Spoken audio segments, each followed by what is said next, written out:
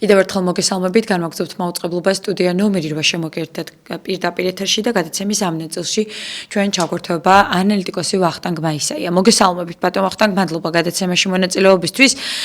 ბატონ ვახტანგ, პირველი რითაც მინდა საუბარი დავიწყოთ, ეს არის 17 დეკემბერს ევროპარლამენტში საქართველოს თაობაზე კიდევ ერთი მსჯელობა და განხილვა და ის თემები, რომელიც იყო საქართველოსთან დაკავშირებით გაჟღერებული. ეს არის BBC-ს სიუჟეტი, რომელთან დაკავშირებითაც ევროპარლამენტარები პრინციპში ითხოვენ გამოძიების დაწყებას, საერთაშორისო გამოძიებაზე იყო საუბარი და ასევე ის, რომ სერიოზული ანტიდასავლური რიტორიკით გამოირჩევა ქართული ოცნება და დემოკრატიული უკუსვლა. ეს იყო ის თემები, რომელზეც გაამახვილეს ყურადღება. თქვენი აზრით, რა ტიპის შეხვედრა იყო ეს, რა შეიძლება შემდეგი ნაბიჯი მოყვეს ამ ყველაფერს, იქ სანქციების თემაზეც იყო ხაზი გასმული და ზოგადად ქვეყანაში მიმდინარე იმ პოლიტიკურ კრიზისზე, რომელზეც ჩვენ არაერთხელ გვისაუბრია. კი ბატონო, მოგესალმებით გამონტლეზა, მიგილოცავთ დღევანდელ დღეს ნიკოლოზობას, თქვენ ტელემოყურებათ, თქვენს მოგილოცავთ, ის ყველაფერს საუკეთესოს. რაც შეეხება ევროპარლამენტის სტომა, შესაბამისად ეს უნებრივია ასახავს იმ პროცესებს და იმ ტენდენციებს, რაც თქვენ საქართველოში დღეს ხორციელდება. ისევე მე ვიტყოდი ესე ვთქვათ ავტოკრატიული რეჟიმის პროცესის განვითარებას, როგორც იტყვიან.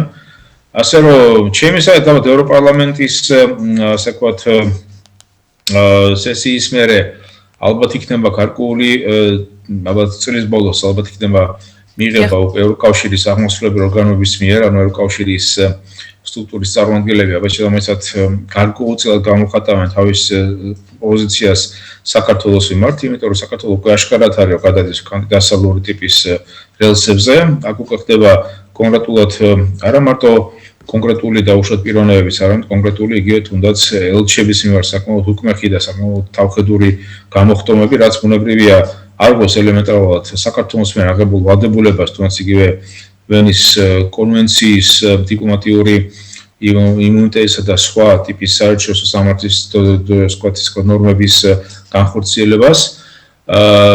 პრინციპში ალბათ ჩვენ მე მგონი სულ რამდენიმე ხნის წინ გავრცელდა, რომ ამერიკის შეერთების ადმინისტრაციამ ასევე მე მგონი მიიღო გარკვეულწილად კიდევ ერთი დოკუმენტი, სადაც ფაქტიურად არის კიდევ გამახვილებული საქართველოს დღევანდელი პოლიტიკური ხელისუფლების მიერ იგივე სანქციური პოლიტიკის გახანძლებასთან დაკავშირებით. და ასე შემდეგ კიდევ ახალი ტენდენცია გამოჩნდა, რომ მაგალითად იგი ოკუპირებულ აფხაზეთში გალის რაიონში რუსების მიერ გახსნილი ეგრეთებული შრალი პორტის ასე ვთქვათ და გარკვეული საწარმოო ჰაბის გახსნის ასე ვთქვათ მე ვიტყოდი კონკრეტული მაგალითი, რაც რა თქმა უნდა ბუნებრივი არის, რო ვთქვათ ეგრეთ ვარიანტი სავარაუდოდ აფხაზური რკინიგზის პირობითია თქო, აფხაზური სატრანზიტო ხაზის გაჭრის ერთ-ერთი პირდაპირ მცდელობა და ბუნებრივი ეს კიდევ უფრო გაზრდის და უფრო გააშიშვლებს იმას, რომ საქართველო ფაქტობრივად არ მონაწილეობს სანქციო პოლიტიკაში, არამედ გარკვეულწილად, სავარაუდოდ შეიძლება კიდევაც ასე ვთქვათ, პირიქით მონაწილეობს კონტრსანქციო მე ვიტყოდი პოლიტიკის გატარებაში. ხო, აი ეს ტენდენციები ყველაფერი ერთად ავიღოთ, ხო, რა თქმა უნდა, წარმოადგენს იმას, რომ დასავლეთის ზოგადი კოლექტიური დასავლეთის მიდგომა საქართველოს მიმართ იქნება საკმაოდ მკაცრი, საკმაოდ მე ვიტყოდი უშუალოდ უკვე ჩანს, რომ რეჟიმის მიმართ უკვე გამოცხადებულია პირდაპირი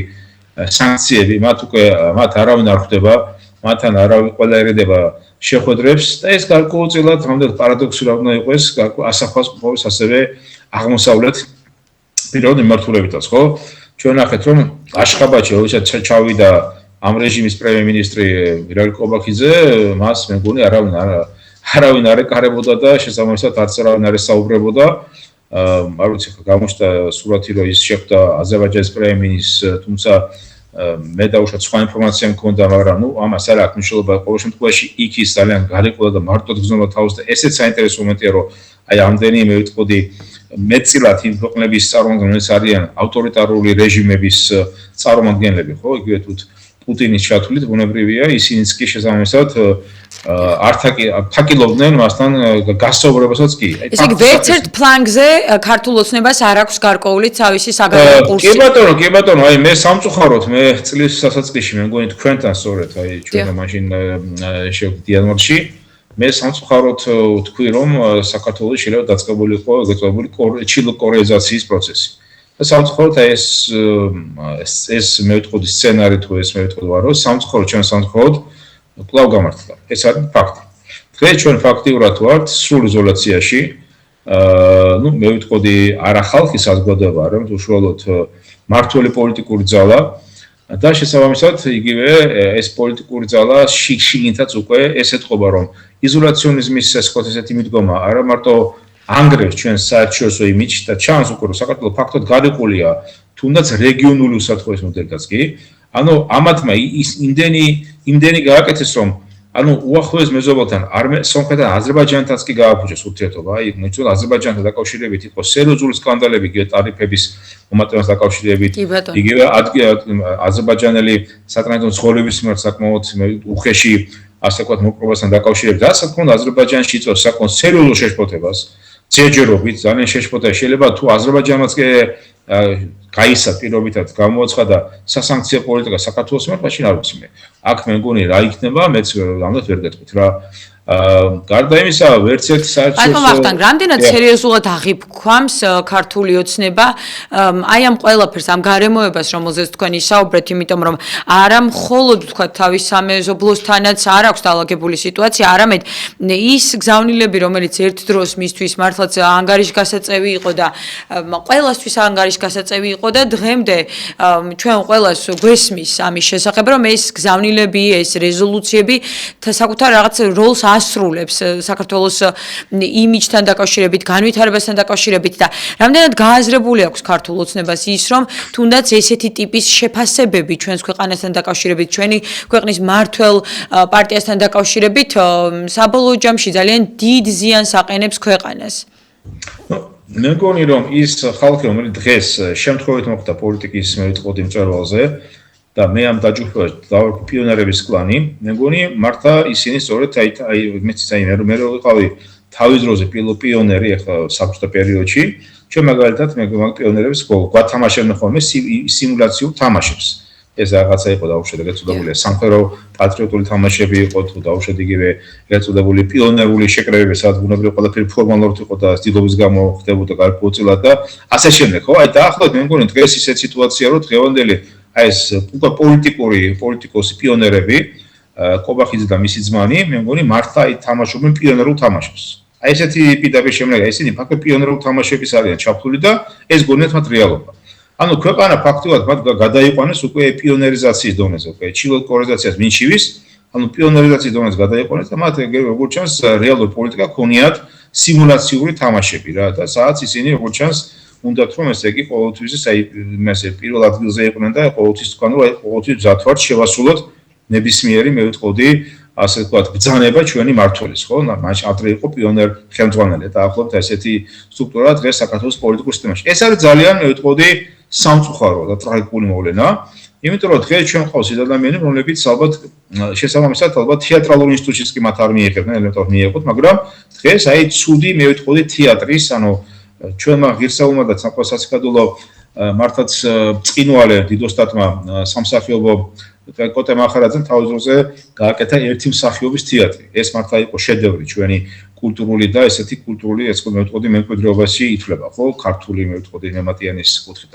აი მე მგონი ამათმა სამწუხაროდ ესე იგი დიდ კოტე მახარაძის ვარდე შექმნეს თავიანთი თეატრი, რომელიც პირიქით ეს არის საკმაოდ მე ვიტყოდი ანტი თეატრი მე ვიტყოდი და აი ამ თეატრის იმაში დგამენ ძალიან ცუდ პიესებს და თვითონაც თამაშობენ საკმაოდ ძალიან ცუდად. აი ეს არის ეს დღევანდელი რეალობა უთხრებამდე. აი ყველაფერი ფაქტიურად ყველა სისტემა არის მოშლილი.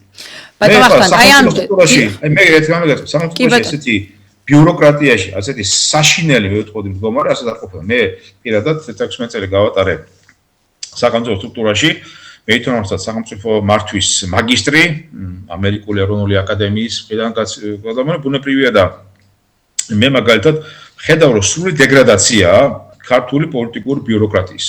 ფაქტობრივად ის უკვე აღარ არსებობს. საგარეო საქმე სამინისტრო საერთოდ მე მგონი მოშლილია. მარტო არის მინისტრი და მისი აპარატი და რასაკეთებთ თუნდაც არიციან. ყველა სტრუქტურაში აბსოლუტურად არავინ არ ღებულობს ელემენტარულ გადაწყვეტილების უნარსაც კი და სიტუაცია არის პარალიზებული. ეს ჩანს კიდევ სხვა შორის. და მინდა გითხრათ რომ უახლოეს პერიოდში უმცლი 6 თვის მერე და მე შესაბამისად კიდევ ერთ პროგნოზში 6 თვის მერე ფაქტიურად სახელმწიფო ინსტიტუტები იქნება სრული პარალიზებული იქნება და ბუნებრივია ეს კიდე გამოიწვევს დამატებით ძლიერ სოციალურ ტალღის ასე ვთქვათ აზურთებას. აი ეს მომენტია საუბარი. აქ უკვე პოლიტიკური მასზე არაა საუბარი, პოლიტიკურ დემარშებზე, პოლიტიკურ პროტესტებზე არაა საუბარი. შესაძლოა რომ რა მანიაკობა და რა ეს არის, რა კანონებს ღებულობენ, საერთოდ არსებობენ ისინი, აი თვითონაც ვერ აზროვნებენ რა ელემენტი რომელიც მოკლებულია ელემენტარ რაციონალის, ეთო ლოგიკას, ხო?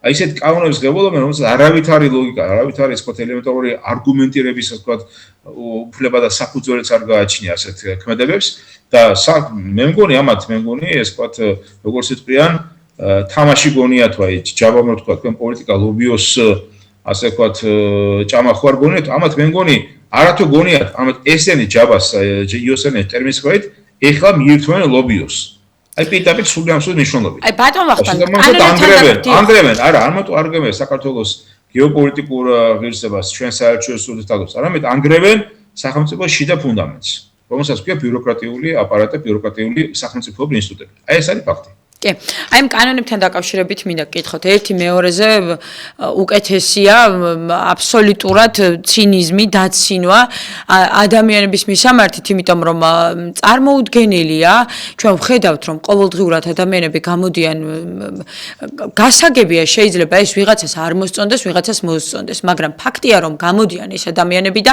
შეუძლებელია ვთქვათ არ გადმოსცენ ისინი სავალ ნაწილს, ხომ? აი ისეთი ტიპის კანონები მიიღო ქართულმა ოცნებამ ბოლო დროს, რომელთაც არ ვიცი, ამ ადამიანების უფლებები პირდაპირ ირღვევა, მე პირდაპირ ასე ვიტყოდი. რა შეიძლება იყოს აი ამ სიტუაციიდან გამოსავალი, იმიტომ რომ მიუხედავად იმისა, რომ თქვათ შეფასებები კეთდება, არ ვიცი, სფეროს ექსპერტები მოუწოდებენ, იურისტები იქნებიან თუ არასამთავრობო, არავინ არ არის ქართული ოცნებისთვის ისეთი, ვის ანგარიშსაც გაუწევენ. სად შეიძლება აი ამ ყველაფერმა მიგვიყვანო და როდემდე შეძლებს აი ამ ყველაფრის ატანას ჩვენი ქვეყანა, იმიტომ რომ ერთი მეორეზე უფრო უარესი კანონები იქნა ბოლო დროს მიღებული. მაგალითად ის, რომ ემიგრანტებს შეესხუდათ ერთ დროს კონსტიტუციურად განსაზღვრული უფლებით ესარგებლად და ხმამი ეცათ საზღვარგარეთიდან ქვეყანაში მიმდინარე, ასე ვთქვათ, საარჩევნო პროცესში ყოფილიყვნენ ჩართულები. რასთან აგვაქვს საქმე, რას ცდილობს ქართული ოცნება, მაშინ როდესაც უკვე აგერ საქართველოს მოქალაქეებსაც კი არჩევნებში მონაწილეობა აუკრძალა.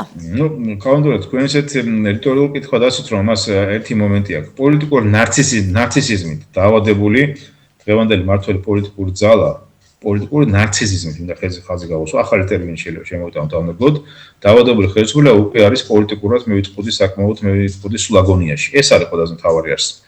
აქ გამოსავალი არის ერთადერთი. ჯერჯერობით ჩვენ გავედით უკვე კონსტიტუციური საზღვრების მიღმა. ეს ერთი. ფაქტიურად მე ვთქვი რომ 2024 წლის 28 ნოემბერს მოხდა საქართველოში კონსტიტუციური გადატრიალება. და ეს კონსტიტუციური გადატრიალება უკვე დასრულდა, მინდა შევნიხოთ იმით რომ თან კონსტიტუცია არის შეჩერებული, კონსტიტუცია არის ფაქტიურად უშუალოდ მე ვიტყოდი ნიველირებული და სასწრაფო წესით დაუბრუნდით ერთ-ერთი გამოსავალი ამ შემთხვევაში არის კონსტიტუციის სასამართლომ რომ გადაარჩინოს სიტუაცია. ანუ მან შესაბამისად უნდა მოითხოვოს კონსტიტუციური პრინციპების აღდგენა კონსტიტუციის მე ვიტყოდი რეალობაში მოყვანა და ყველა იმ დევშოთ არაკონსტიტუციური და არალოგიკური მე ვიტყოდი კანონების გაბათილება და ანულირება, რომელიცაც ბუნებრივია აღნიშნული მმართველი პოლიტიკური ძალა ახორციელებს. ასეთი მაგალითებიც არა ყოფილა, როცა კონსტიტუციის სასამართლოს აღუდგენია წესრიგი და სამართლის ნორმები და პოლიტიკური მე ვიტყოდი სტაბილურობის ერთ-ერთი გარანტი ყოფილა, როცა დაუშვათ იგივე პოლიტიკურ მმართველებს ფაქტიურად იგივე მოუხდენიათ ასე ვთქვათ გადაცემა და მოხდა მათი ასე ვთქვათ მე ვიტყოდი წინა შემთხვევაში ჩვენ მივიღებთ აბსოლუტურად პირდაპირ გეტყვით უკვე სრულად უკვე აკუმულირებთ ავტოკრატიულ რეჟიმს. ან ავტორიტარულ რეჟიმი არა საუბარი. ნახეთ, ავტორიტარიზმსა და ავტოკრატიას შორის არის სერიოზული განსხვავება. ნახეთ რა მომენტია. ჩვენ სამწუხაროდ ორივე ეს რეჟიმი გადავიტანეთ. მიხეილ სააკაშვილის რეჟიმი იყო კლასიკური ავტორიტარული რეჟიმი. ნახეთ, რაში განსხვავება ავტორ რეჟიმში დროს არა ერთი ადამიანი კი არა, იქ წყვიტავს რამოდენიმე ასე ვთქვათ ადამიანთა ჯგუფი, 3 და 5 რომლებიც დაუშვათ იგივე შეწამასად ახორციელებენ ხელისუფლების უზურპაციას, მონოპოლიზაციას და შესაბამისად ახორციელებენ ესე ვთქვათ მანკიერი პოლიტიკურ მმართველობას. შესაბამისად ბუნებრივია აქ იღლება თავისუფლების დონე, შესაბამისად ხდება პოლიტიკური რეპრესიები და ასე შემდეგ, ხო? მაგრამ ავტორიტარული რეჟიმს გარკვეულწილად აქვს ის მომენტი, რომ დაუშვათ ფორმალურად მაინც შეინარჩუნოს, ესე ვთქვათ, მე ვიტყოდი დემოკრატიის სახით, ითამაშოს დემოკრატიულობა და გარკვეულწილად გაუწიოს, ესე ვთქვათ, მე ვიტყოდი თუნდაც ხალხი თუ რიდი იმ დაუშვათ აქტორების მიმართ, რომლებიცაც ისინი არიან, რომლებიც ისინი დამოკიდებული. აი, მიხეილ სააკაშვილის რეჟიმი ამის ძალიან მშვენიერი მაგალითი. ჩვენ ავტორიტარიზმის სცენი გადავდით. ეხლა დავდეთ ავტოკრატიაში გადავდით. ავტოკრატიზმი გაცილ უარესი ფორმაა ვიდრე ავტორიტარიზმი, იმიტომ რომ აქ ფაქტობრივად 1-2 კაცის ასე ვთქვათ ტანდემია, მხოლოდ როგორც იტყვია, რომლებიც მათი პირადი ასე ვთქვათ მოთხოვნები, მათ პირადი სოფხელობის კუთხით ხდება პოლიტიკური სისტემის ეს მახინჯი ფორმის შექმნა, შემუშავება და გამოდის რომ ფაქტიურად ესე იგი ქვეყანა იმართება როგორც მე ვიტყოდი კერძო კომპანიის მმართველობის ფორმაში, ანუ კერძო კორპორატიული მმართველობის ფორმაა, ასე ვთქვათ, გამოყენებული და ისეთი ეთიკაც არის მიღებული ამ მმართველობის პირობების დროს. ეს არის სწორედ ავტოკრატიზმის რეალური მომენტი, მოცნება. ბუნებრივია ავტოკრატიის მომენტი ჩვენ კორპორატიულზე საუბარია, ეს არის თქო უნდა ცუდი კომპანიის, ცუდი კორპორატიული ასე ვთქვათ, მე ვიტყოდი კორპორაციის მართვის ელემენტს, რომელსაც არავინ აიზოლირებულია, არავინ დაუშვათ მასთან ურთიერთობა არ აქვს, ის არ ითვალისწინებს არავის მე ვიტყოდი რჩევა დარიგებას და შესაბამისად არის მე ვიტყოდი აი პოლიტიკური ნარცისიზმით, მე ვიტყოდი ასე ვთქვათ, მოსილი დაავადებული პოლიტიკური ძალა, თუ ესე ვილაპარაკოთ. აი ეს არის ამ მდგომარეობაში უკვე მივდივარ ჩვენ. ჯერ მისულები არ აქვთ.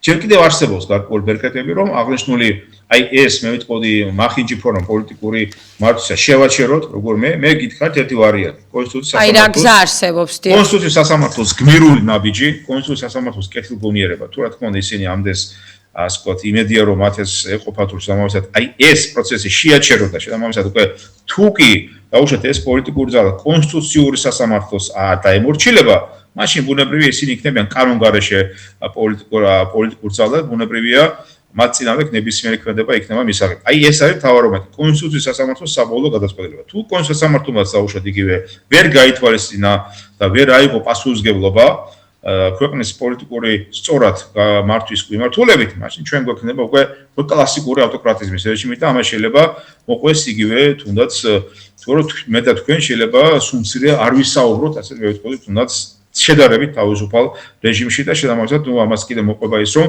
ჩვენი ქვეყანა ფაქტიურად გახდება აშენგარი ქვეყანა როგორც არის დაუშვათ იგივე სომალი მაგალითად იგივე როგორც არის და უგანდა და ასე შემდეგ. სხვადასხვა ასეთი ტიპის აშენგარი ქვეყნის სტატუსი საქართველოს უკვე ქონდა სამწუხაროდ ეს ორჯერ იყო.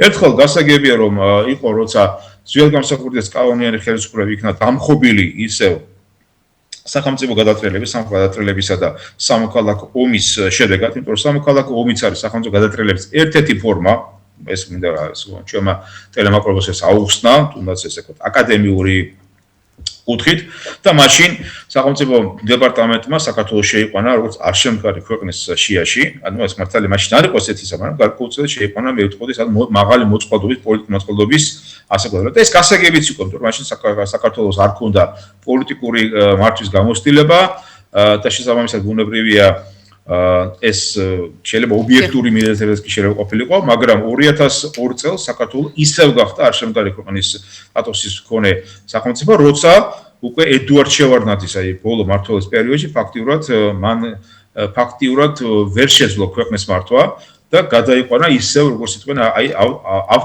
ავტარკიაში, ეს პოლიტიკურ ავტარკიაში, ეს ფაქტიურად მოშლილი იყო უკვე პოლიტიკური სისტემები, იმართებოდა კორუფცია, ფაქტიურად საქართველოს ცენტრალური ხელისუფლება ვერ აკონტროლებდა 60% ტერიტორიას. მე აქ მარტო აფხაზეთაც ხმერს რეგიონი არ მაქვს. მაშინ პანკისის მხარეც ბუნებრივია სრული განუკითხაობის იმაში იყო. აჭარის ავტონომიური რესპუბლიკაზე არ ემორჩილებოდა და ბუნებრივია იქ იყო გაყვანა ეგრეთებული საზღვარი და შესაბამისად ესეც ბუნებრივი კონტროლ ტერიტორიას წარმოადგენდა. ქვეყნის სხვა ტერიტორიებში მძინვარებდა შიმშილი, კორუფცია, სოციალური და იგივე სიტუაციაც ფაქტობრივად აჩნილი უკვე მოდის აქ. ნახეთ, აი საქართველოში არის ფაქტობრივად ტოტალური ასე ვთქვათ კორუფცია. ამის ფაქტების სახელზე მე არაფერს არ ლაპარაკობ. ხო, ნახეთ, როცა მთავარი პროკურატურა უკაცრავად მთავარი პროკურატურა დაიბარა 6-ვე პრემიერ-მინისტრი ანუ მე 10 თვის წელიწად ვიღებ დაუშვათ იგივე ივანიშვილის ასე ვთქვათ მე ვიტყოდი როცა გადადგა 2000 იმის მერე ყველა აბსოლუტურად ვინც იყო პრემიერ-მინისტრის თანამდებობაზე ყველა დაიბარა პროკურატურაში რაზე კორუფციის ასე ვთქვათ თემასთან დაკავშირებით და ერთ-ერთმა ორჯერ პრემიერ-მინისტრმა აღიარა კიდევაც ეს მე ვიტყოდი კორუფციული ქმედება და ის ელემენტარულად სახში გაუშვეს უკაცრავად რა აი ამაზე რა უნდა ვილაპარაკოთ როცა მოშლელია როცა დღევანდელ რეჟიმი მოშალა ანტიკორუფცია კი ეს ანტიკორუფციული ბიურო როგორ მუშაობდა და ეს ვინ იყო ეს გვარეცკი აღარ ვიცი აღარ მახსენდება ვინც იყო ეს ტიპაჟი რაც ესეც რომ მოიშალა ესე ვთქვათ ანუ ეს ფორმალური მომენტიც კი გააუქმა რომელიც ის ორგანო რომელიც კორუფციის ეს ერთგვარი მე ვთქვი თუნდაც საფრთხის შემქმნელი ინსტიტუტი უნდა ყოფილიყო ხო ძილობის გამო თუნდაც ხო შესაბამისად ხო მაგრამ ესეც რომ მოშალა და მწვანე შუქი მისცა ტოტალურ კორუფციას აი ამაზე დავარქვათ როდესაც იგივე ქვეყანაში არის ოლიგარქიზაცია რა შენ ოლიგარქიზაცია ოლიგარქიზაცია იმას კიდევ შეიძლება დაუშვათ მართავს ოლიგარქი აუშვათ მართავს ეს თალკე საუბრის თემაა ის რომ დაუშვათ დღეს ეგრეთ წოდებული პარლამენტის დეპუტატები არიან დღეს ოლიგარქები და პარლამენტის დეპუტატობა იყიდება თანხებით იყიდება და თუ ფული არ აქვს შენ ვერ გახდები პარლამენტის დეპუტატი ხო აი ეს არის ოლიგარქიზაციის მომენტი ანუ პარლამენტი ფაქტიურად პოლიტიკური მაღალი თანამდებობის პირი გახდა კორუფციის მთავარი ასე ვთქვათ სტიმული და мотиваციის ფონი აი ამის მე ასე ქვეყანაში რაზე უნდა ვილაპარაკოთ უკაცრავად რა აი ბატონ ვახტანგ 2025 წელი მინდა შევაჯამოთ პოლიტიკურად როგორც ანალიტიკოსი თქვენი ანალიტიკა არის ძალიან მნიშვნელოვანი მთელი წლის განმავლობაში რა ხდებოდა უარყოფით ნაწილზე ჩვენ ძირითადად ვისაუბრეთ და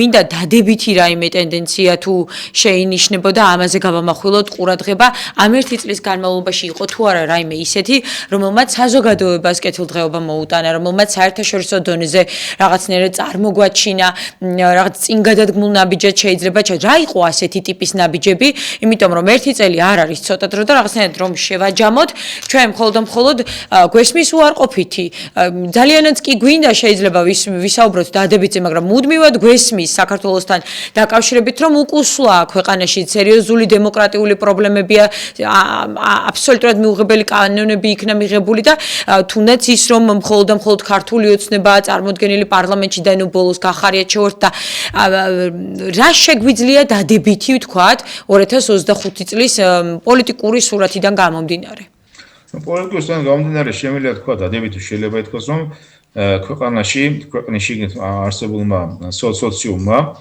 და ჩვენ საზოგადოებამ შეინარჩუნა დემოკრატიის სულისკვეთება არ დანებდა არ დაუთმოდა ჩვენ არ ვართ გადასული და ახლა რეალურად ავტოკრატიის მე ვიტყოდი სრულ რელსებზე და ამის რეალური ფაქტია ჩვენ შორის არსებული დიალოგი აი ეს უკვე პოზიტივია სუნცი რომ ხალხმა შეინარჩუნა დემოკრატიის სულისკვეთება არ მისცა აი მე ვიტყოდი თვითმარქვია მე ვიტყოდი უზურპატორებს რომ შესაბამისად მოეხდინათ ვადაზე ადრე დაუშვათ პოლიტიკური ტირანიის და კიდე მასთან უფრო ასოცირებული მე ვიტყოდი ესე ვთქვათ უვარგისი პოლიტიკური მართლობის, ცუდი პოლიტიკური მართლობის ასე ვთქვათ განვითარების საშუალება, ეს ველაპარაკოთ, ანტიოლხოკრატიის ასე ვთქვათ პოლიტიკური კურსის განვითარება, რომელიც ცოტა აი ამ ტემით შეიძლება გამოხატოთ ეს ერთი. მესამე მომენტი მინდა აღნიშნო რომ ის რომ დაუშვათ იგივე საქართველოს საერთაშორისო იმიჯი როგორც საერთო ქვეყნისა არის საკმაოდ ჯერ კიდევ მისაღები და ყოველ შემთხვევაში არ არის გაუქმებული ესე იგი უიზო მიმოსვლის რეჟიმი და იმედი ეს არ მოხდება ესეც ბუნებრივია ჩვენი ქართული ხალხის მე ვიტყოდი წარმატება შეიძლება მივიჩნიოთ კიდე მივიჩნიოთ კიდე სპორტში კიდე არსებული ჩვენი ღირსეული სპორტსმენების წარმატება რომელიც ასევე კიდე სპორტული დიპლომატიის მეშვეობით კიდევ გააქვთ ჩვენი ველო საზღვარგარეთ ხო და შესაბამისად კიდევ აი ჩვენი აკადემიური იგივე თუნდაც და სხვა ღირსეული მოქალაქეების მიერ აი სწორედ საკუთარი მხრებზე გატანილი თუნდაც ქართული შენარჩუნებული ქართული ღირსების იმიჯზე მაქვს საუბარი. აი ეს შეიძლება პოზიტიური კიდე ეს ხო წარმოაჩინოს. კიდევ ეს მომენტი რომ ფაქტიურად ჯერ კიდევ შენარჩუნებული შემოგვჭა თუნდაც სამართლებრივი ასე ვთქვათ მე ვიტყოდი აი ეს მე ვიტყოდი ბერკეტები რომ შესაბამისად რომიცაც მე შეიძლება შემოაბრუნოთ სიტუაცია მეტნაკლებად სტაბილური ვითარების ფორმაში. რამდენად არის ეს შესაძლებელი სიტუაციის შემოbrunება და როგორ გესახებათ სიტუაციის შემოbrunება, აი რა გზით გესახებათ გონივრულ რელსებზე დაბრუნება ქვეყნის? მე მინდა გითხრათ, რომ დღეს ფაქტიურად ესე იგი სამწუხაროდ პოლიტიკურ მართვის სადავები აქვს, ეს ვთქვათ, აბსოლუტურად მე ვიტყოდი არაადეკვატურ და მე ვიტყოდი პოლიტიკურად მეთოდი ნაკლებად ცნობიერ და მე ვიტყოდი პოლიტიკურად მოუმზადებელ მე ვიტყოდი აქტორებს, ესე ვთქვათ, სუბიექტებს ვთქვათ და შესაბამისად აი ეს იძლევა მსაშულებას რომ მათ უნარი აღარ ეყოფათ შესაბამისად რომ უბრალოდ ელემენტარულად მართონ ჩვენი ქვეყანა, იგივე დღევანდელი პრემიერ-მინისტრი მინდა გითხრათ რომ მე მგონი ორჯერ თუ სამჯერ იქნა გაძევებული პოლიტიკურ ველიდან, ხო? ერთხელ ელემენტარულად პარლამენტის თავმჯდომარის თანამდებობია სავარძლიდან, ასე ვთქვათ, გამოაძევეს სწორედ ესე ვთქვათ, მე ვიტყოდი, აი იმის ფონზე რა ქვია რომელიცაც ჩამოსული იყო ის რუსი, ასე ვთქვათ, ეგრეთ წოდებული კომუნისტი, მე ვიტყოდი, გავრილოვის გამოსწევ საუბარი. ერთხელაც ის ასევე იყო გაძევებული, მე ვიტყოდი, მართველი პოლიტიკური ასე ვთქვათ, პარტიის თავმჯდომარის თანამდებობიდან შესაბამისად და შესაბამისად რა ვიცი ხა მესამეჯერ ალბათ იმედია რომ საბოლოოდ იქნება მე ვთქვი გაძევებული პოლიტიკურ არენიდან ეს ჩემი პირადი მოსაზრებაა ნახოთ აი გაისად რამდენად მოხდება ამ პროგნოზის განვითარება მაგრამ ტენდენცია აქეთკენ მიდის იმიტომ რომ ნახეთ აი ცუდი და ნაკლებად კომპეტენტური პოლიტიკური მმართველების მომენტი რომ მათი მმართველობის ხანა ძალიან ხანმოკლეა ეს მინდა გითხრათ მეორე მომენტი დადებით მომენტი ის არის რომ ფაქტობრივად შიგნით პოლიტიკური ვთქვათ ინსტიტუტების შიგნით მათ შექმნილი და არის სერიოზული ბრძოლა სერიოზული კონკურენცია და სერიოზული დაპირისპირება და ბუნებრივად დაპირისპირება კიდევ უფრო გაძლიერდება და კიდევ უფრო შეასუსტებს მართლა პოლიტიკური ასე ვთქვათ მე ვიტყოდი ძალას თუ და ასე შემდეგ და აი ეს არის მაგრამ ნუ ზოგადად ვთქვათ რომ ალბათ მეორე მომენტიც ის არის რომ კიდე აი ოპოზიციური ფლანგი ფაქტიურად არის გაშიშვლებული შესაბამისად ითქვას და სამწუხაროდ არაჩანან ის მეთოდი ოლქოკრატიულად განწყობილი და ოლქოკრატიულად მე ვიტყოდი მიმართული პოლიტიკოსები რომელსაც შეუძლიათ ელემენტარულად აი ესეთი მე ვიტყოდი სუსტი პოლიტიკური მმართველი ძალას ელემენტარულად მიეუჩნონ თავის ადგილი და ქვეყანაში აღადგინონ დემოკრატიისა და პოლიტიკური თავისუფლების ნიშნები, რომელიც ყოველთვის 2012 წლის 1 ოქტომბრიდან ჩვენ მოვიპოვეთ. ხალხმა მოიპოვა 2009 რომელიც 2020 წლის მერეც გაგრძელდა, მაგრამ აი 20 წლის მერე უკვე დაიწყო ის პროცესი, რომელსაც ჩვენ აქამდე მიგვიყვანა. კი ბატონო, უღრმესი მადლობა გადაცემაში მონაწილეობისთვის, მაყურებელსა და რადიო მსმენელებს. ვახტანგ მაისაია, ანალიტიკოსი პასუხობდა ჩემ კითხვებს გადაცემის მეორე ნაწილში კი ჩვენ გიორგი ფოფხაძე ჩაგვერთვება, ჟურნალისტი და მისგან მოვისმენთ შეფასებებს ჩვენს ქვეყანაში განვითარებულ პროცესებთან დაკავშირებით. მე მინდა კიდევ ერთხელ გითხრათ ამ კვირის განმავლობაში ის გზავნილები, ის ასე ვთქვათ შეფასებები, რომელიც მოვისმინეთ ევროპარლამენტარების მხრიდან, როგორც მე უკვე აღვნიშნე 17 დეკემბერს ევროპარლამენტში საქართველოს თაობაზე კიდევ ერთი დებატები გაიმართა, სადაც ჩვენ მოვისმინეთ ევროპარლამენტარების მხრიდან საკმაოდ მძიმე განცხადებები, ისინი საუბრობდნენ, რომ საქართველოში დემოკრატიული პროცესები პრაქტიკულად მკვდარია, რომ სერიოზული ზიანი მიაყენა ბოლო დროს მიღებულმა კანონებმა, გადაწყვეტილებებმა ქვეყანას იქ არჩევნებზე იყო საუბარი და ასევე ყველაზე მთავარი ალბათ რაც მნიშვნელოვანი იყო, ეს არის BBC-ის მიერ მომზადებული სიუჟეტი და ამ სიუჟეტთან დაკავშირებით, საფუძვლიან ნიჩთან დაკავშირებით მოწოდება იმის თაობაზე ევროპარლამენტარების მხრიდან, რომ აუცილებელია კიუმიური იარაღის შესაძლო გამოყენებასთან დაკავშირებით, ამ თაობას საკითხთან დაკავშირებით საერთაშორისო გამოძიება ჩატარდეს. ბატონ გიორგი, მოგესალმებით, მგონი უკვე ხაზზე ხართ, გესმით ჩემი ხმა? კი, მოგესალმები ლიზა. ბუნებრივია მოისმენთ ჩემ შეფასებას და პირველი ამ შეფასებებით დავიწყოთ, რომელიც 17 დეკემბერს საქართველოს თაობაზე ევროპარლამენტარების მხრიდან მოვისმინეთ. რამდენად ყურადსაღებია, რამდენად შემაშფოთებელია მათ მიერ გაკეთებული განცხადებები, პრაქტიკულად ისინი საუბრობენ, რომ საქართველო რუსულ ორბიტაზეა და არა დასავლურ, ასე ვთქვათ, ჩარჩოებში და დასავლური ასე ვთქვათ, ინტეგრაციის მიზანი, რაც ჰქონდა საქართველოს და ევროპული მიზანი პრაქტიკულად აღარ გააჩნია. ასეთ ტიპის განცხადებები მოვისმინეთ მათი მხრიდან. რა საფრთხეს ხედავთ აი ამ თითოეულ განცხადებაში და რა შეიძლება ამ ყველაფერმა ჩვენს ქვეყანას მოუტანოს? საიდან შევხედავთ საკითხს, აი იმის დამიხედვით ვიმსჯელოთ ახლა ჩვენ. შენთვის, ჩემთვის, საქართველოს მოქალაქეებისთვის რაც მოხდა ევროპარლამენტში და რაც ხდება საერთოდ ევროპაში და ცივილიზებულ სამყაროში საქართველოს შეფასების კუთხით ეს არის შემაშფოთებელი და ძალიან ძალიან ცუდი და ჩვენ ამას ძალიან ყურადღებით ვადევნებთ თვალს. მაგრამ ეს საერთოდ არ აშფოთებს საქართველოს ხელისუფლებას სამწუხაროდ რაღაც ტრაგიკომედიაც აღარ ქვია იმას რა განცხადებებსაც აკეთებს ბატონი პაპუაშვილი რომელიც ფაქტურად აი კლოუნის როლში გვევლინება უკვე ხანდახან მგონია რომ ამ კაცს ევროპის უნივერსიტეტი კი არა აქვს დამთავრებული საერთოდ ორი წიგნი არ წაუკითხია ამაზე რა ქვია ერთმანეთის მიმდევრობით ძალიან ცუდია ძალიან ფაქტიურად ევროკავშირმა თქვა შემდეგი რაღაცა რაზეც ქართულმა მედიამ სხვათა შორის არ მიაქცია მაინცსა და მაინც დიდი ყურადღება. ევროკავშირმა თქვა რომ მანამ სანამ BBC-ს ფილმი გამოვიდოდა ჩვენ ჰქონდა ინფორმაცია იმის შესახებ რომ ამათმა გამოიყენეს აკრძალული ნივთიერება და ჩვენო რამოდენიმეჯელო საქართველოს ხელისუფლებას მივწერეთ ოფიციალური წერილი და ვთხოვეთ რომ აეხსნათ რა ნივთიერება გაურიეს ამ ემაში რა ქვია წყალში. დიახ. ფაქტიურად იგნორი. აი ევროკომისარი გამოვიდა ადამიანის უფლებების საკითხებში და თქვა რომ ნუ რამდენჯერმე მიმწერ და პასუხისღისადაც არ ჩამთვალესო. აი ამ დონეზე არის უკვე ეს მისული რაღაცა დაახლოებით რას მაგონებს იცი როდესაც ესა რა ქვია კომუნისტების ბოლშევიკების ბრძანებით ჟუკოვმა ტამბოვის ოლქში გლეხების აჯანყება ქიმიური ემეთ რა ქვია ბომბებით ჩაახშო აი რაღაცა დაახლოებით ესეთ ემაში ვარ და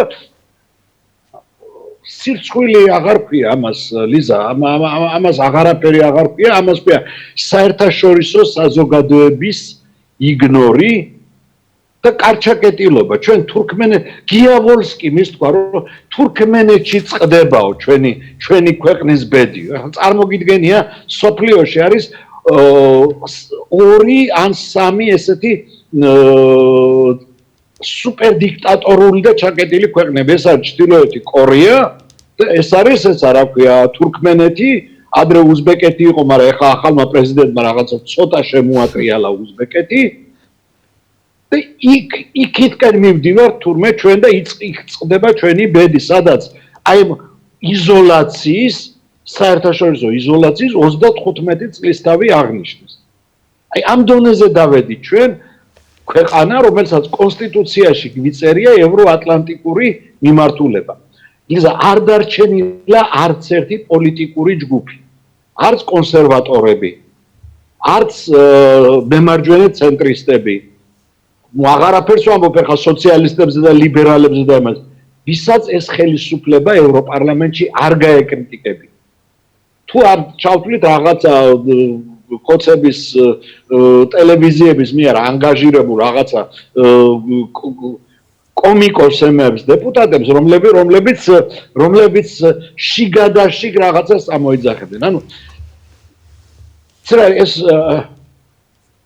ხელისუფლებისთვის არა ქვეყნის იმიჯისთვის არის ძალიან ცუდი ესენი არ ვერ ხვდებიან არ უნდათ გაიგონ რასთან გვაქვს საქმე აი ბატონ გიორგი ამას არ შეარჩენე. დიახ, იმ შემთხვევაში აი ამაზე მინდა კითხოთ სწორედ ამას არ შეარჩენენ, როდესაც ამოდი. იმ შემთხვევაში თუ კი მართლა დადასტურდება ქიმიური ნივთიერების ადამიანის სიცოცხლისთვის საზიანო ნივთიერების გამოყენება წყლის ჭავლში, ასეთ შემთხვევაში რა შეიძლება იყოს ქართული ოცნების მისამართით გამოყენებული რა მექანიზმი შეიძლება ამოქმედდეს, რა შეიძლება მოყვეს ამ ყველაფერს, იმიტომ რომ ალბათ სოფლიოში სულ რამდენიმე ფაქტი გვახსენდება და ჩვენ ხშირად ვსაუბრობთ ამაზე, როდესაც აი ასეთი რამე დაუმტკიცდა მართლ პირს, ხო, ან ხელისუფლებას, ან ასე შემდეგ.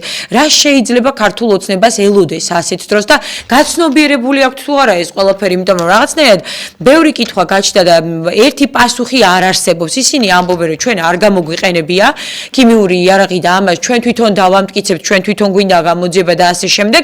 თუმცა აქვე ამბობენ, რომ წყალში მართლაც იყო რაღაც ტიპის ქიმიური საშუალება გარეული.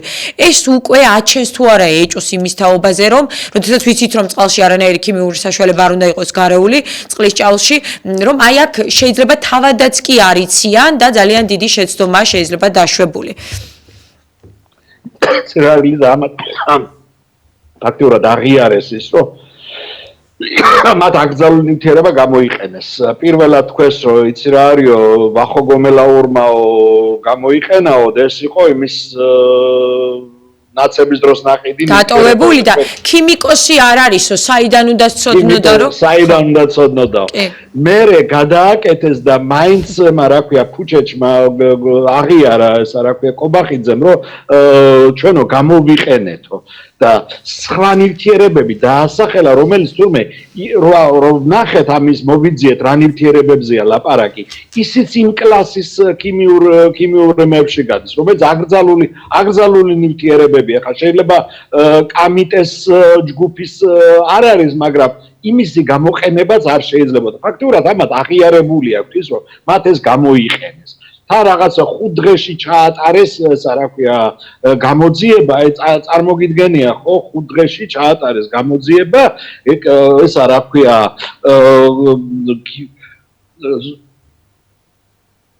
ასე სერიოზულ ბრალდებასთან აი შარდის ანალიზით ვერ ადგენენ ერთ კვირაში ნარკოტიკი აქვს თუ არა ადამიანს სისხლში და 5 დღეში 25 რეაგენტით ჩაატარეს გამოძიება და მიიღეს პასუხი.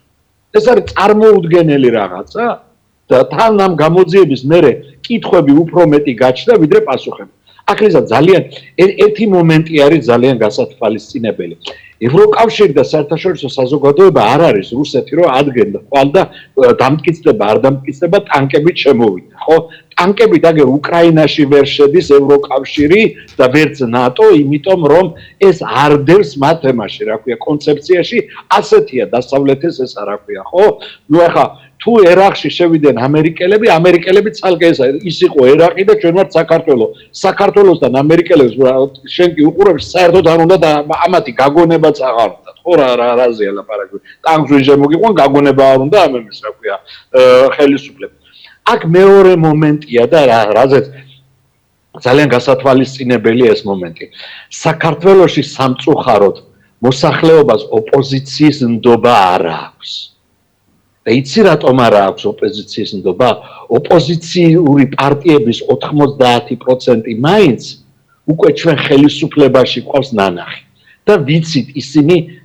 რასაც აკეთებდნენ თავის დროზე ფაქტიურად რასაც ისინი აკეთებდნენ იმის გამგზელებლები არიან ახლა ესენი დღეს და როდესაც ბოკერია ჩერგოლეიშვილი ელენე ხოშტარია ან დანარჩენი სხვა ოპოზიციონერები ლაპარაკობენ დემოკრატიაზე ადამიანის უფლებების დაცვაზე და ასე შემდეგ ჩვენ ყველა მშვენივრად ვიცით რა ადამიანის უფლებების დამცველებიც არიან ესენი და როგორი ბიზნესის დამცველებიც არიან ესენი ხო ამაშია ყველაზე დიდი პრობლემა აი ეს ამ პრობლემის წინაშე დგას ევროპას იმიტომ რომ მათ სამწუხაროდ არავინ არ აყავთ საქართველოში ვიზეც გააკეთებდნენ აქცენტს და ეს ძალიან კარგად თამაშობს კოცების ემაზე რა ქვია მინდორზე კოცები თავის მინდორზე ბურთს აგორავებენ როგორც უნდა ხო ფაქტიურად ოპოზიციური ესა რა ქვია სპექტრი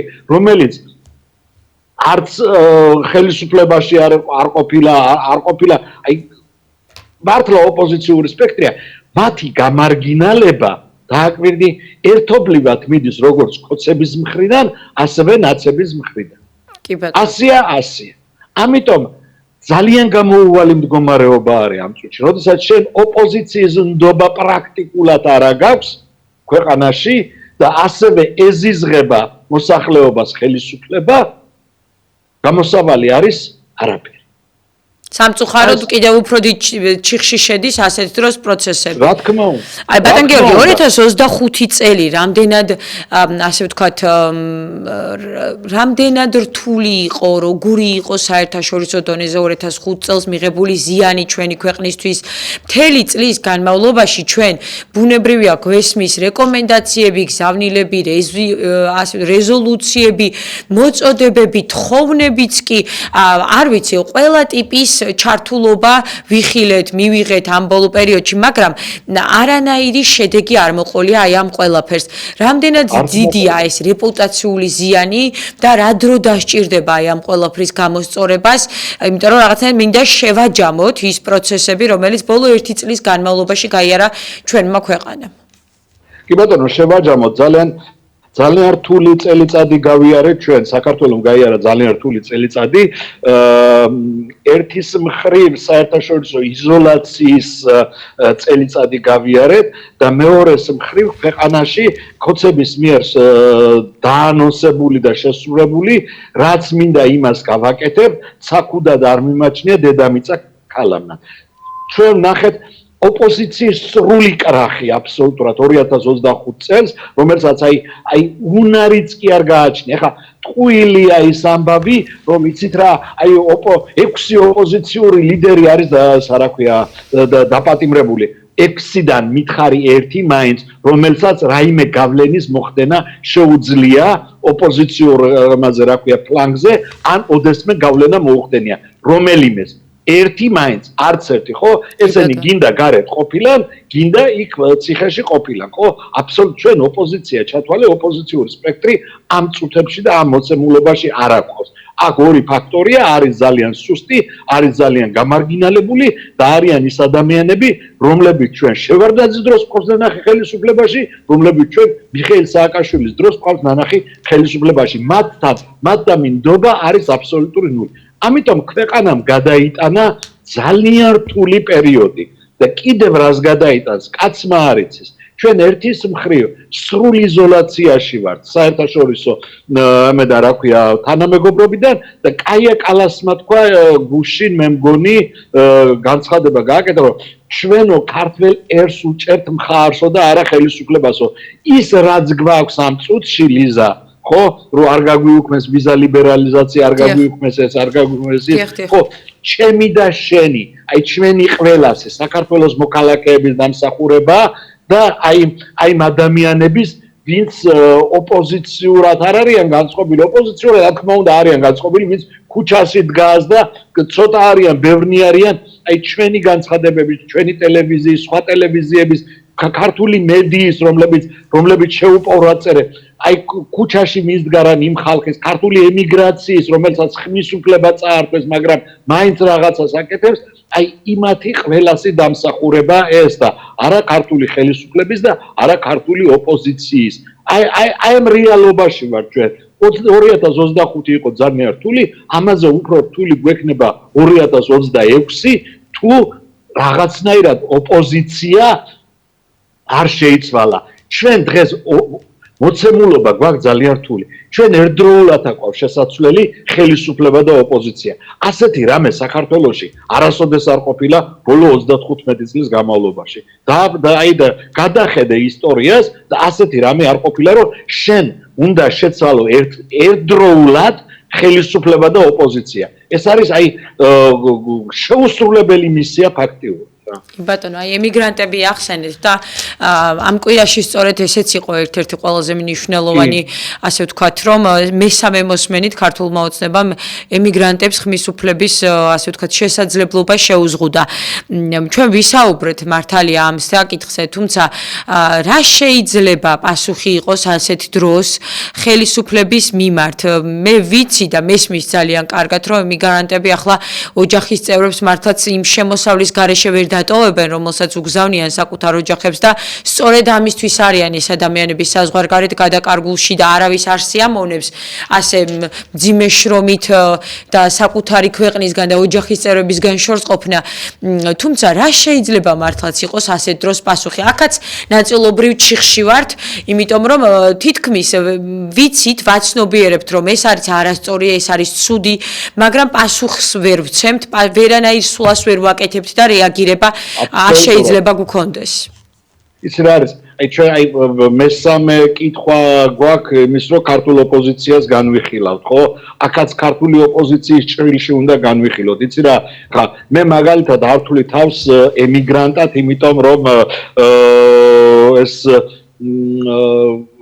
რა ქვია საქართველოს ფაქტიურად მე წლის განმავლობაში საქართველოში ზოგჯერ უფრო ხშირად უფრო მეტად დავარ ვიდრე ვთქვათ ემაში რა ქვია საფრანგეთში სადაც მუშაობ და ცხოვრობ მაგრამ არიან ადამიანები ემიგრანტები რომლებიც მიჯაჭვულნი არიან აქ ყოფნას ეხლა ის ემიგრანტი ვერ გამოვა ლიზა და აი ერთხელ გააპროტესტა, ორჯერ გააპროტესტა. მე ვიცი ადამიანები, ემიგრანტები, რომლებიც 10-12 საათი მუშაობენ იმის გამო, რომ რა ქვია, თავისი ოჯახი და არა მარტო ერთი ოჯახი, რამოდენიმე ოჯახი შეინახოს საქართველოში.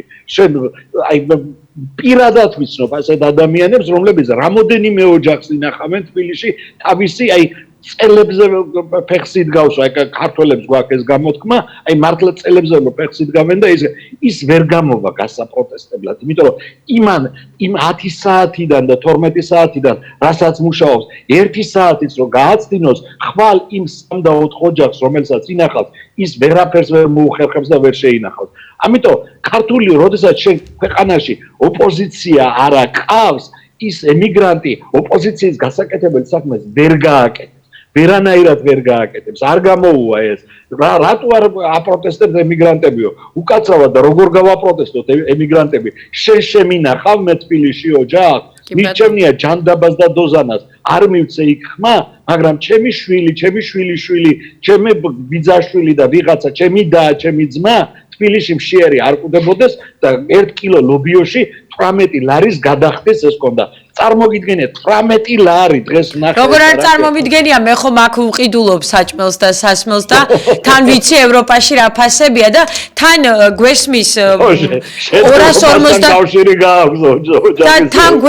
255 ლარი საარსებო მინიმუმიაო დადგენილი და საკმარისია იმისთვის რომ ადამიანმა იარსებოსო. აი ეს არის ბოლო კვლევა, რომელიც თან გითხრა ქართულმა ოცნებამ პრაქტიკულად საქსტატის ხელით. ქართულმა საქსტატმა გითხრა რომ 2500 ლარი არის რა ქვია ხელფასი ხო ეს რაღაცა სხვა პლანეტაზე ცხოვრობენ სხვა პლანეტიდან აქვს ეს რა ქვია ინფორმაციები ხო როგორც ჩანს ევროპაში ჩაატარეს კვლევა ხო ეთყობა ევროპაში ჩაატარეს ხო იმიტომ რომ იცი რა არის 240 ეს დაცინვა 255 ლარი საარსებო მინიმუმი ეს არის აბსოლუტური დაცინვა ესეთი რამე აი ეკონომიურად საფრანგეთზე ეკონომიურად ძლიერია ბელგია აი ფასებითაც ამითაც იმითაც ახლა ძალიან ხშირად რა ქვია ფრანგები გადადიან ბელგიაში და იქ ყიდულობენ რაღაცებს იმიტომ რომ იქ გაცილებით იაფია იქაც კი არ არის ესეთი დაბალი საარსებო მინიმუმი დაწესებული, ხო? როდესაც ეკონომიურად ძლიერია ქვეყანა. შენ ქვეყანაში სადაც კილოგრამი ხორცი 34 ლარი ღირს, ანუ 10-ჯერ უფრო ძვირი ვიდრე ევროპაში. ევროპის ყველაზე ძვირ ქვეყანა შვეიცარიაში. შვეიცარიაზე მაქვს ლაპარაკი, იმაზე ძვირი ღირს თბილისში ხორცი. კი ბატონო. იმაზე ძვირიღის ლობიო, ჩვენ ლობიო მე ხა 90-იან წლებში იყო ესეთი ლობიომ გადაგვარჩინა, იმიტომ რომ ყველაზე იაფიანი იყო და ყველაზე 18 ლარი ადამიანო, აი წარმოუდგენელია, როცა 1 ევრო ღირს ემაში რა ქვია ევროპაში, ხო? საფრანგეთში 1 ევრო ღირს. ჭადის ფქვილზე ისეთი ფასები მithres გადავირიე. მე ვთქვათ წადის კაც ვაგერ ემასა რა ქვია პორტუგალიელებს ფანტასტიკური ჭადის ფქვილი აქვს 1 ევრო ღირს კილო ნახევარი ესა რა ქვია შეკრა ჭადის ფქვილი თეთრი პრობლემები კატკატა აი ბატონ აი ასეთ მოცემულობაში ლიზა ესა რა ქვია, საქართველოს მოქალაქე, რომელსაც ხმის უფლება ჩამოართვეს, ვერ გამოვა და ვერ გააპროტესტებს. ეს ოპოზიციის გასაკეთებელია და ეს შენივრად კარგად იცის ხელისუფლებამ და იმიტომაც კადრულობს იმას, რასაც კადრულობს. ძალიან დიდი მადლობა გადაცემაში მონაწილეობისთვის და იმისთვის, რომ გამონახეთ დრო და ჩაგვერთეთ ამ უკვე წურად დრო და მგონი საინტერესო მსჯელობა შევთავაზეთ ჩვენს მაყურებელსა და რადიო მსმენელს კი შეგახსენებთ, რომ გიორგი ფოფხაძე ჟურნალისტი პასუხობდა ჩემ კითხვებს. გმადლობთ, რომ გიყურეთ და იყავით ჩვენთან ერთად ნახვამდის.